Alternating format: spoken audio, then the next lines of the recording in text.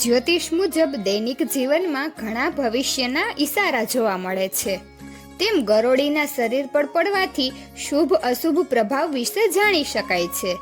ગરોળીના પુરુષોના ડાબા ભાગ અને મહિલાઓના જમણા ભાગ પર પડવું અશુભ હોય છે. પુરુષોના જમણા ભાગ અને મહિલાઓના ડાબા ભાગ પર પડવું શુભ હોય છે. જ્યારે ગરોળી શરીરના કોઈ પણ ભાગ પર પડે તો તરત પાણીથી ધોઈ લો, કારણ કે તેના શરીરમાં ઝેરીલા પદાર્થ હોય છે. જ્યારે એ કોઈના પર પડે ત્યારે તેના શરીરનું ઝેર તમારી ત્વચા પર નાખે છે. ઘરમાં ગરોળી દેખાવાનો અર્થ શું છે? ગરોળી ઝઘડો કરતી વખતે દેખાય તો કોઈ સાથે ઝઘડો શક્ય છે.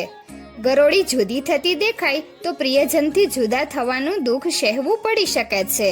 દિવસે ભોજન સમયે ગરોળીનું બોલવું સંભળાય તો તરત જ કોઈ શુભ સમાચાર મળી શકે છે.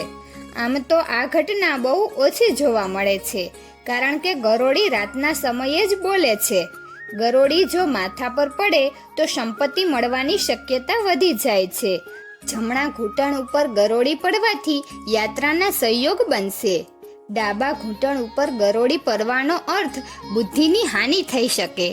નવા ઘરમાં પ્રવેશ કરતા ગરોળી મૃત કે માટી લાગેલી દેખાય તો તેમાં નિવાસ કરતા લોકો રોગી થઈ શકે છે.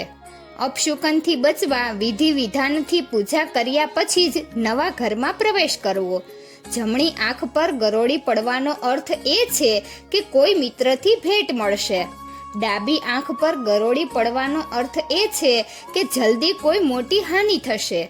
દાઢી પર ગરોળી પડવાનો અર્થ છે જલ્દી જ કોઈ ભયંકર ઘટના થઈ શકે છે. તો મિત્રો, તમને આ વિડીયો કેવો લાગ્યો જરૂરથી કમેન્ટ કરજો.